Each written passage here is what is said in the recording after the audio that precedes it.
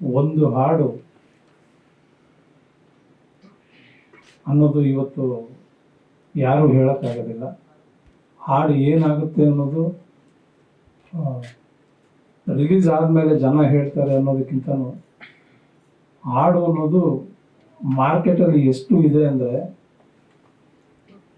ನಮ್ಮ ಹಾಡನ್ನ ಹುಡ್ಕೋದಕ್ಕೆ ಒಂದು 5 ನಿಮಿಷ ಆಗುತ್ತೆ ಯೂಟ್ಯೂಬ್ನ ಪ್ರೆಸ್ ಮಾಡಿದಾಗ. ಸೊ ನಮ್ಮ ಹಾಡು ಹುಡ್ಕೋಷ್ಟರಲ್ಲಿ ನಾವೇ ಒಂದು 5 ಹಾಡು ಬೇರೆ ಕೇಳಿರ್ತೇವೆ, ಆಮೇಲೆ ನಮ್ಮ ಹಾಡಿಗೆ ಬರ್ತೀವಿ. ಅಂದರೆ ಅಷ್ಟು ಹಾಡುಗಳ ಮಧ್ಯೆ ನಮ್ಮ ಹಾಡು ಗುರುತಿಸ್ಕೋಬೇಕು ಅನ್ನೋದು ಪ್ರತಿಯೊಬ್ಬ ಮ್ಯೂಸಿಕ್ ಡೈರೆಕ್ಟರ್ ಆಗಲಿ ರೈಟರ್ದಾಗಲಿ ಒಂದು ಶ್ರಮ ಇರುತ್ತೆ. ಸೊ ಆ ಶ್ರಮ ಗೆದ್ದಾಗ ಖುಷಿ ಕೊಡುತ್ತೆ, ಸೋತಾಗ ಜವಾಬ್ದಾರಿ ಹೆಚ್ಚು ಮಾಡುತ್ತೆ. ಬಟ್ ನಾನು ಈ ಎಲ್ಲ ಹಾಡುಗಳನ್ನು ಕೇಳಿದ್ದೀನಿ, ಇದರಲ್ಲಿ ಒಂದಂತೂ ಕನ್ಫರ್ಮ್ ಆಗಿದೆ, ಹೊಸದಾಗಿದೆ.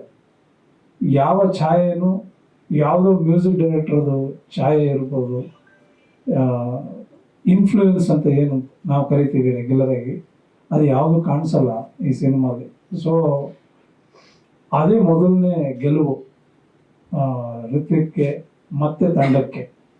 ಅದು ಎಲ್ಲದೂ ಜವಾಬ್ದಾರಿ ಆಗಿರುತ್ತೆ. ಈ ಹಾಡು ಹೊರಗಡೆ ಬರಬೇಕಾದ್ರೆ ಒಂದು ನಿರ್ಮಾಪಕರಿಗಿರೋ ಟೇಸ್ಟ್ ಆಗಲಿ, ಡೈರೆಕ್ಟ್ರಿಗಿರೋ ಟೇಸ್ಟ್ ಆಗಲಿ, ಒಬ್ಬ ಮ್ಯೂಸಿಕ್ ಡೈರೆಕ್ಟ್ರು ಅವನು ಕೊಟ್ಟಿರುವಂಥ ಒಂದು ಅವನ ಹಾಡುಗಳಾಗಲಿ.